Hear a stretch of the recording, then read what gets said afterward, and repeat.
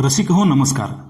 चारुता सागर म्हणजेच दिनकर दत्तात्रय भोसले यांच्या नागिण या कथासंग्रहातील वाट या कथेचे अभिवाचन मी करत आहे. जर आवडल्यास लाईक करा आणि अशाच नवीन सुंदर कथा ऐकण्यासाठी आमच्या मराठी सर्व्हर या चॅनलला सबस्क्राईब करा. चला तर मग सुरू करूया. वाट, लेखक चारुता सागर. बोलणं सगळं बंद होतं. अन्न जात नव्हतं. जीव राहवत नाही म्हणून जोंधळ्याच्या पिठाची तरवणी उगच वाईटसे हातानं तिचं तोंड उघडून ती सोडत होती. नग नग म्हणत म्हातारीची मान थोडी हालत होती. मरणारं माणूस उपाशी कसं ठेवायचं, निदान तिची आतडी तरी खरकटी व्हावीत म्हणून तिच्या तोंडात घालत होती. पण ते गिळण्याची शक्ती ही म्हातारीत नव्हती. तोंडातनं वगळून खाली येत होतं. अख्खा महिना झाला म्हातारीनं जमीन धरली होती. म्हातारी आता उठणार नव्हती. नुसत्या डोळ्यात जीव उरला होता. घशाची फक्त घरघर होती. दिव्यातलं तेल संपलं होतं. पिकलेलं पान गळणार होतं. दोन क्षणात घटका दोन घटकात म्हणून सगळी फाशेपारदी पालाभोवती घुंगून बसली होती. पोरांची तोंड तर चिमणीकच झाली होती. खारुटी मारावी, आजीला दावावी, फला टिपावा, आजीला द्यावा, चितूर धरावा. हे बघ आजे काय आणलंय म्हणत आजीकडं पळत यावं. माझं बिलवर, माझं रागूर म्हातारीने छातीशी धरावं. पटापटा मुकं घ्यावत. डोक्यावरनं हात फिरवत कडाकडा बोटं मोडावीत. गडी बायका रानामळात गेलेल्या. मागं म्हातारी एकटी. पोराचं कौतुक व्हायचं. पण या म्हातारीनं जमिनीला अंग टाकलं. बोलना, चालना, खाईना, पिईना. गडी आपापसात कुजबुजू लागले. बाया बाया निराळं बोलू लागल्या. तवा पोरांचा धीर सुटला. आता काहीतरी विपरीत घडणार म्हणून दूचित झाली आणि तीही थोरल्या माणसांवानी गुडघ्यात माना घालून बसली. पण म्हातारीचा जीव गुंतला होता. ती वाट पाहत होती. आता येईल, मग येईल, राहायची नाही. सगळी भेटली, जवळची लांबची, फक्त तीच राहिली. आपण असंच गेलो तर जलंबर तिच्या जीवात अडकून राहील. आई आपल्याला सोडून गेली. जित्यापणी नाही ते नाही, मरताना पण भेटली नाही. आई, मी असं काय ग केलं होतं? पदरात तर घालायचं होतंस. तुला मायाच नाही, पण माझी कुठं गेली नव्हती. नको असेल कावा लगीन झाल्यावर भेटली होती. त्याला झाली 2-12 वर्ष. आता एकदा बघू दे, नुसतं नजर पडू दे या आशानं डोळ्यात पान अडकून राहिला होता. क्षणाक्षणाला बोबळं फिरत होती. ती आली का बघत होती. नाही असं समजून पापण्या ओलावत होत्या. तिची वाट संपली. यायची असती तर मागच आली असती. म्हातारीनं आता वाट बघू नये. कुण्या मुलखात असेल कुणाला माहीत. पालाबाहेर पारदी बोलत होते. जखऱ्या म्हणाला, सांगावं तरी पोचला असेल का नाही, कसं कळावं? जखऱ्याचं खरं होतं. मुलूकभर वाऱ्यावर भटकणारी जात. आज या डोंगर थापाडेला तर उद्या दुसऱ्या 12 कोसांवरच्या. मिळतील ती जनावरं मारायची, तिथंच होदडून खायची आणि पुढं चालू लागायचं. अमुक दिशेला असं नाही. 4 दिशा मोकळ्या. कुठं मनाला येईन तिकडं वारा पाठीशी असला म्हणजे झालं. तरी तिला सांगावा धाडला होताच. म्हातारी जमिनीला टेकलिया. घडीचा भरोसा नाही. असेल तिथनं ये. चिठ्ठी लिहावी तर लिहिणार कोण? कुणाकडून लिहून घेतली? दादा 2 रेघोट्या वड तर पाठवायची कुठं? ना घर ना दार. या आभाळाखाली कुठंतरी भटकत राहायचं. राणा शहरातलं दिसल ते उचलायचं. कधी सापडलं त्या कुणब्याचा मार खायचा. पुन्हा नाही. मायबाप सरकार पोटले वांगाळ उघड्या पोटावर मारून घ्यायचं. त्याच्या हातापाया पडायचं. आली किनव सोडून देतो. एखादा चावडीला नेतो. मग 4 दिवस पाटला फौजदाराचे. 10-12 पारद्यांचा थावा कचेरीमोहर बसून राहतो. फौजदाराच्या लाख मिनत्या करतो. उपाशी तापाशी उघड्या अंगाची बायका पोरं. रात झाली तिथंच कलडणार. सकाळ झाली जंगलातल्या जित्राबावाने उठून बसणार. मग फौजदार तंबी देतो आपल्या हद्दीपुरती. आजच्या आज चालतं व्हा, माझ्या हद्दीत राहायचं नाही तर तुम्हाला सोडून देतो. होयजी सरकार, नाही राहत. आजच्या आज जातो. आत्ता जातो. नाही राहत. जातो. ऊर फाटावासा आनंद होतो. आभाळ मोकळं वाटतं. कचेरी पुढचा तळ हालतो. लहान पोरं पुढं पळू लागतात. मागं कुत्री धावू लागतात. त्या फौजदाराच्या हद्दीत येणार नाही, नजरत दिसणार नाही असं जातात आणि गावापासून लांबचा डोंगरदरा बघून उतरतात. असलं हे दिशाहीन जीवन. यांना कुठलं गाव आणि कुठली शिव.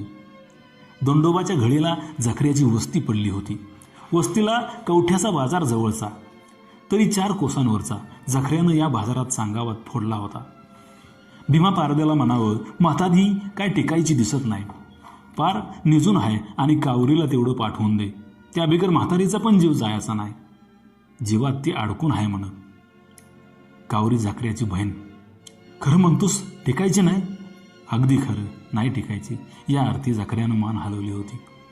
जड घसा खाकरून साफ केला होता. भरलेलं डोळं टिपलं होतं. भोवती जमलेले पारधी जड झाले होते आणि आपल्याबरोबर झाकऱ्याचं दुःख वाहून नेलं होतं. पारध्यानं आपलं ठरलेलं असतं. प्रत्येक मोठ्या गावाच्या बाजाराला जायचं, मारलेल्या जनावरांची कातडी विकायची, आठवड्याचा बाजार हाट करायचा. दिवस कळल्यावर सगळ्यांनी एका झाडाखाली जमायचं, तेल साखर आणायची आणि मोठ्या गुण्या गोविंदाने खात बोलत बसायचं. हवा पाणी बरं वाईट, जलमलं मेलं, कोण तुरुंगात गेलं, कोण सुटलं, सारं आपल्या जमातीचं. यात कुणाच्या लग्नाची वार्ता होते, कुणाची सोडचिठ्ठी ठरते आणि हे सगळं कळून घेण्यासाठी प्रत्येक दिशेचे 1-2 पारधी हटकून बाजाराला येतात आणि आपल्या 2-12 कोसांवरच्या गणगोताची वार्ता घेऊनच जातात. त्या दिवशी असेच पारधी कवठ्याच्या बाजाराला आले होते. तिथनं जखऱ्याचा सांगावा पाण्यावर तेलाचा तवंग पसरावा अशा साऱ्या मुलखावर पसरला. जत मोहोळ ही उगवती दिशा, विटा बारामती पुणे हा उत्तरेचा मुलूक, आत्नीहून विजापूर, तिथून पुढं हुबळी दावणगिरी असा राक्षसमुखी परिसर आणि मिरजेहून निपाणी कोल्हापूर, त्यांच्या पुढं मावळतीची कोकणपट्टी.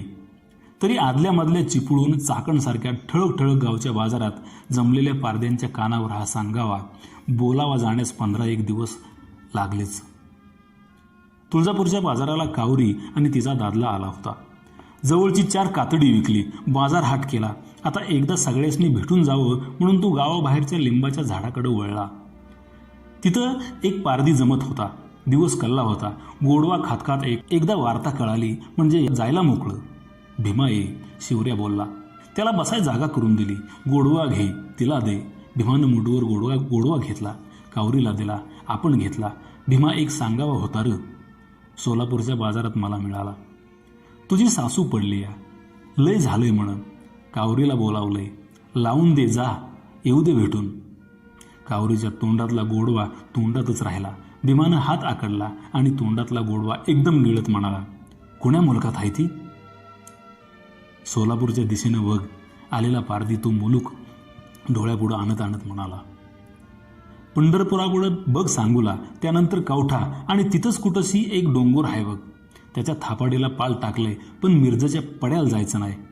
आल्याडच जास्ती असल्याशिवाय सांगावा यायचा नाही. भेटून किती वर्ष झाली. अशीच उभ्या गाठ पडली होती. अगदी झालं असेल. कावरीचं डोळं ओलावलं. मग जातीस? ये जा बघून, मी राहतो इथंच 4 पोरं घेऊन. भीमा पायातलं कड चाळवत म्हणाला, एका जागी राहून खातासा काय? बघतो काहीतरी, तू जा, ये जा भेटून. म्हातारी अगदी झाली असेल. कनवटीला लावलेलं रुपये 2 नोटा काढून तिच्या पुढं केल्या. त्या तिनं कमरेला खावल्या. थानच्या पोराला काखेला मारलं. उरल्या चिल्या पिल्यावरनं नजर फिरवली. थानच्याचं पाठचं जे होतं ते केविलवानं बघू लागलं. त्याला पोटाशी धरून म्हणाली, लगी येते हां, कुठं लांब जाऊ नकोस, अक्का संगच खेळ. पुन्हा एकवार पक्षी निघत पिलावरनं नजर फिरवली. ती वरलीकडल्या वाटेला निघाली. दिवस कल्ला होता, तरी उन्हाची त्रीप चपचपत होती. डोळ्यावर येत होती. डोकीचे कोरडे केस उभे होते. हवेत वारा असता तर ते भुरभुरले असते. गुडघ्याच्या वर कासोटा खोसलेली चिंदी, छाती लपलेला पदर. तुळजापूर मागं टाकलं आणि पुढं निघाली. एक पाऊल पुढं टाकत पगानं अंतर तोडत वाट चालू लागली. दिशा चालू लागली. अनवाणी पाय, तापलेली वाट, चांगली डांबराची तुकुतुकीत काळी, पायाला चटका देणारी. दुसरी माणसं हिच्यावानी पायी चालत नव्हती. मोटारीतनं धावत होती. त्याचा 1 तासाचा रस्ता हिचा पुऱ्या दिवसाचा होता.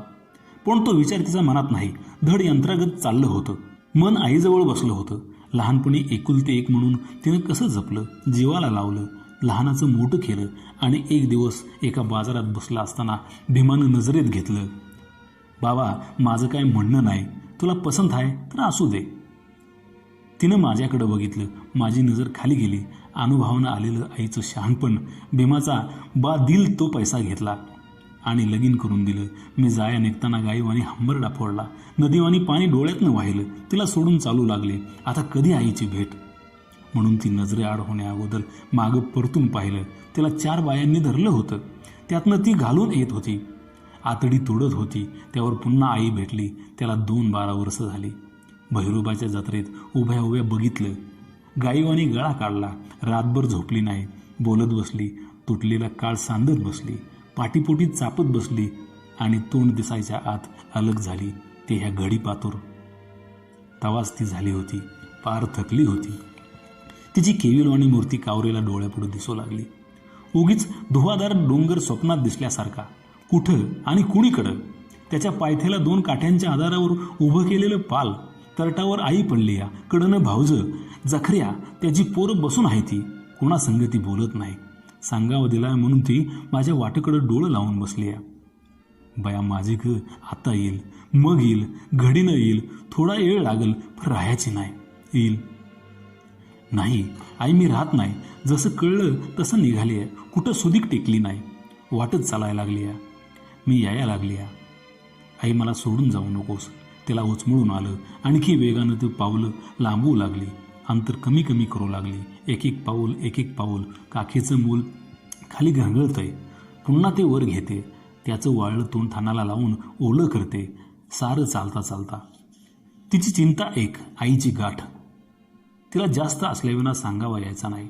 कुठं भेटायची, कशी भेटायची, कधीची पाठ टेकली आहे आणि सांगावा कावा धाडलाय हे तर कुणाला ठावं. दिवस मावळा आला तसा तिच्या चित्ताचा ठाव सुटला.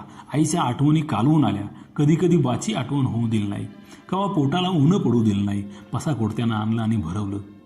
घडीभरात दिशा अंधारल्या. आभाळात चांदण्या दिसू लागल्या. इथं थांबाय नको, निदान सोलापूर तरी गाठाय हवं. तिनं पाय उचलला. तासाभराच्या चालीनं दिवं दिसलं. विजेच्या प्रकाशात तेवढाच काळोखाचा पुंजका उजळला होता. दिवं लुकलुकत होतं. एका झाडाखाली बसली. इथं उरली रात घालवायची आणि पुन्हा रात निवल्यावर चालू लागायचं. पोटात काही नाही. घसा कोरडा कोरडा सुकून गेलेला. पाणी तरी कोण देणार. शेजारी इमला होता. त्याचं फाटक दार बंद होतं. वर माडीवर नजर गेली. निळसर उजेड खिडकीतनं दिसत होता.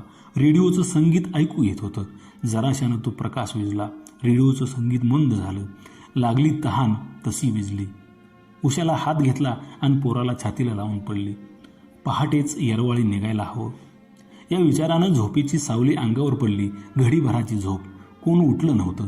तेव्हा उठली. वर आभाळात पाहिलं. रात मोहरली. मूल झोपेत होतं. त्याला उचललं आणि वाटेला लागली. 1, 2, 3 असे दिवसामागून दिवस. पहाटेपासून झांजड पडेपर्यंत चालायचं. किती वाहने यायची जायची. ही आपली पायानं अंतर तोडत असायची. तिला वाटायचं लवकर पोचाय हवं. आई वाट बघत असेल. तिचा पाय बिगीनं उचलायचा. पण वाट काही ओसरायची नाही. लांबच्या लांब पसरलेली असायची. तरी पंढरपूर, सांगोला मागं टाकला आणि हातीच्या रानात शिरली. कुठं जायचं बाया तुला? एका वाटसरूनं तिला विचारलं. बाबा लांब जायचं आहे. तिचं खरं होतं. फासं पडद्याला कुठला ठाव ठिकाणा. सारख्या चालीनं तळपाय सोललं होतं. पायाला सूज आली होती. पेंढऱ्या ठसठसत होत्या. पुढं आणखी वाट होती. पर तिला एक ठावं. रात झाली की थांबायचं. रात निवळली की चालू लागायचं.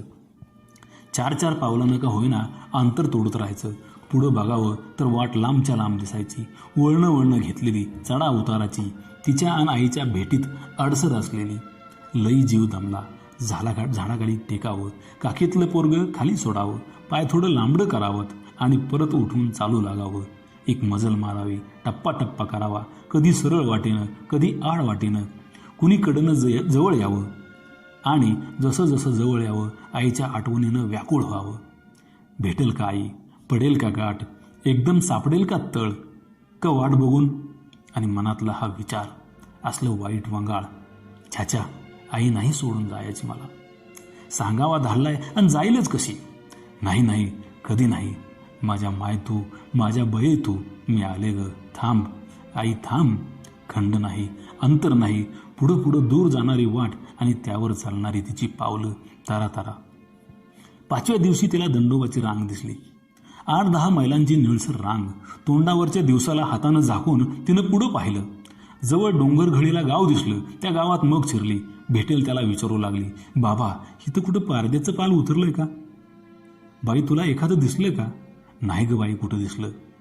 बाळ तुला? नाही बाई म्हटल्यावर निराश व्हायचं. मग शिवारात पाहावं. माळामाळानं फिरावं. कोण भेटेल त्याला विचारावं. इथं पारद्याचं एखादं दुसरं पाल उतरलंय का? नाही म्हटलं की पुन्हा हताश व्हावं, अगदी निराधार पुरात पाय अंतराळी झाल्यागत. दुसरा सबंध दिवस तो दंडोबाचा परिसर धुंडाळत फिरली. दऱ्याखोऱ्यात काट्याकुट्यात, पण कुठं काही तलास लागेना. खिन्न होऊन बसली.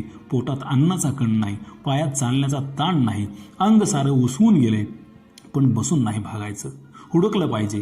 ती माझी वाट बघत असेल. ती उठली, पुढं निघाली. एक म्हातारा शेतकरी आपल्या शेतात हरळी खांदत होता. त्याला विचारलं, बाबा, इथं कुठं पारधी उतरलेत का? म्हाताऱ्यानं कुदळ थांबवून तिच्याकडं पाहिलं, कपाळाचा घाम टिपला आणि म्हणाला, तू पारद्याची का? अगदी सुकल्या आवाजात तिनं उत्तर दिलं, होय दादा, मी पारद्याचीच. जखऱ्या पारद्याची भन आहे. मग तिथं बघ, एक पाल पडलं होतं पारद्याचं. 15 होतं. हाय का बघ जा. त्या बघ खालच्या बगळीला.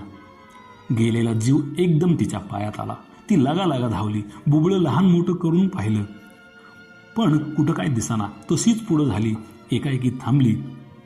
पाल उतरल्याच्या खुणा खाणाखुणा दिसल्या. चुलीची दगडं, मारलेल्या पाखरांची पंख, जनावराची हाडं, पालाखालची गवत काढलेली जागा, फाशाच्या मोडक्या खुट्या, कामट्या आणि पाल्याच्या मेखा उपसलेल्या भेगा, त्या पलीकडे ठोकलेल्या देवाच्या पताका, सगळ्या खुणा साजिवंत, जशाच्या तशा एका फासं पारद्याच्या पालासारख्या.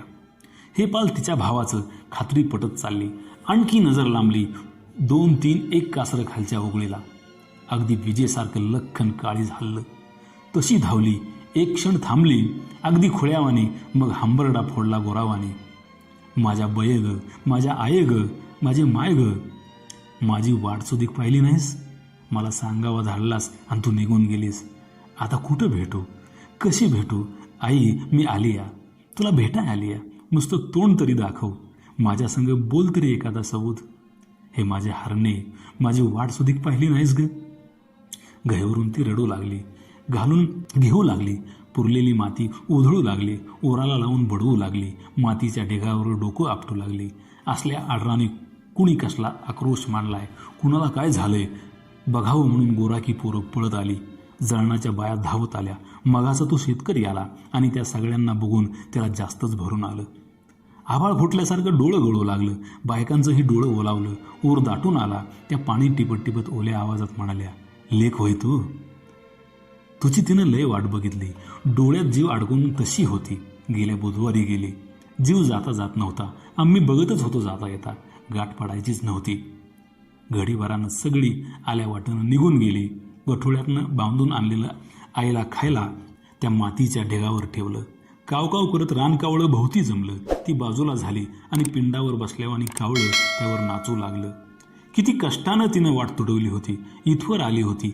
गाठबेट राहिली. निदान तिच्या प्रेतावर तरी डोळ्यांनी 2 थेंब पडायला हवं होतं. दुःख हलकं व्हायला हवं होतं. तासाभरानं ती उठली. मूल काखला घेतलं.